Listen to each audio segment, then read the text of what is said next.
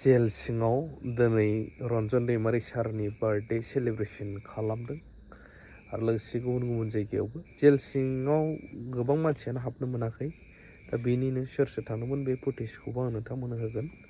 नैबे भिडिअनि गेजेरजों नुलांनो मोनगोन हेपि बार्थडे मेथाइखौ आङो कीबोर्डिस्ट नोंथांखौ दामना होनो थाखाय खावलायबाय आरो जायफोरा हायो बयबो जों रोजाबगोन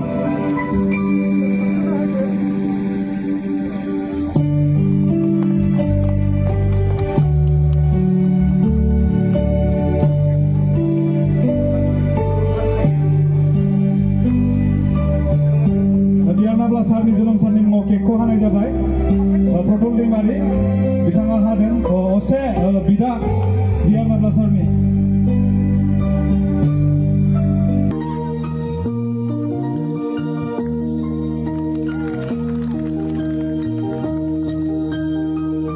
शुक्रबार बेलासे समाव आङो रन्जन दैमारि सारनि 65थि जोनोम सानखौ लोब्बा लाखिनानै बयनिसिमबो गोजोन आरो गाहाम हामग्लायनायखौ जासिहरनायजों लोगोसे रन्जन दैमारि सारखौ आङो हेपि बार्थडे विश खालामो बिथाङा जेरावखि थाया मानो अराय सम गोजोन सान्थि थानो हाथों देहा लानानै बिथाङा अराय सम मोजाङै थाथों आरो सानसेब्लाबो बर' हारिनि जि सिमां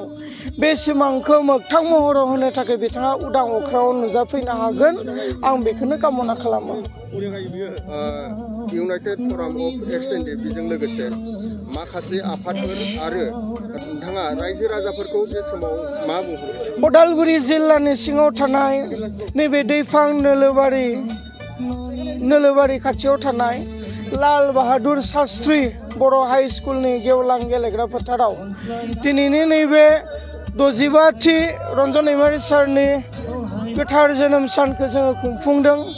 आरो बे ओनसोलनि साफ्रोम रायजो राजाफोरखौ आङो गोसो गोरबोनिफ्राय हामग्लायथि बावहरो बिथांमोना जोंनो थाखाय जायगा होबाय जायगा होनायजों लोगोसे बिथांमोना लोब लोब फैनानै जोंजों लोगोसे हेफाजाब मदद बाहागो लाफैबाय हेफाजाब मदद खालामफैबाय बिनि थाखाय बे साखाथि बाखाथि ओनसोलाव थानाय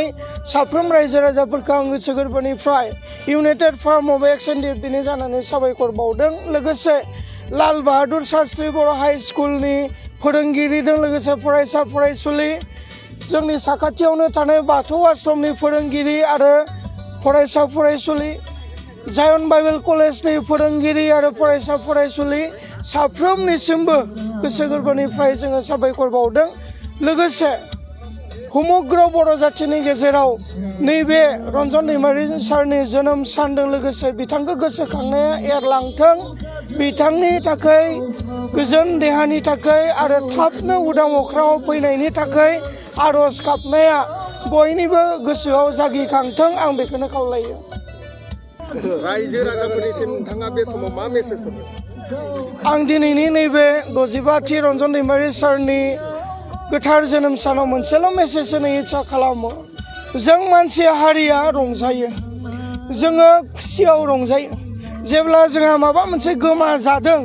मोनफिननायनि उनाव जोङो रंजायो माबा मोनसे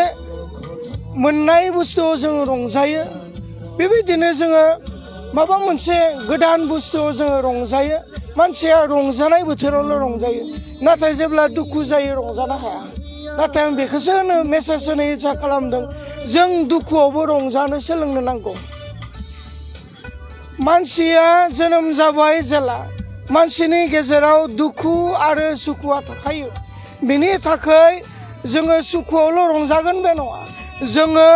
दुखुआवबो रंजानो सोलोंनांगौ दिनै जोङो नुदों रन्जन दैमारि सार बिथाङा गोबां बोसोर गावनि गथ' गावनि हिन्जावनिफ्राय गोजानाव दङ आं अभिगता दङ आं हारसिं जेब्लानोखि न'निफ्राय गोजानाव थाङो जेब्ला सप्तासेनि बारा जाहैयो बा सानथाम सानब्रैबो जाहैयो आं न'खरखौ गोसोखाङो आंनि गथ'खौ गोसोखाङो आंनि हिन्जावखौ आं गोसोखाङो आरो आं फन खालामो आरो जेसेबां हायो थाबैनो आं न'आव फैफिननो नाजायो दिनै सानथाम सानब्रैयावनो जोंनि अबस्थाया बे जायो दिनै रन्जन दैमारि सारा बोसोर बोसोर दिनै जोबथेसालियाव दङ गावनि गथ' गावनि हिन्जावनि गोजानाव बाहेराव दङ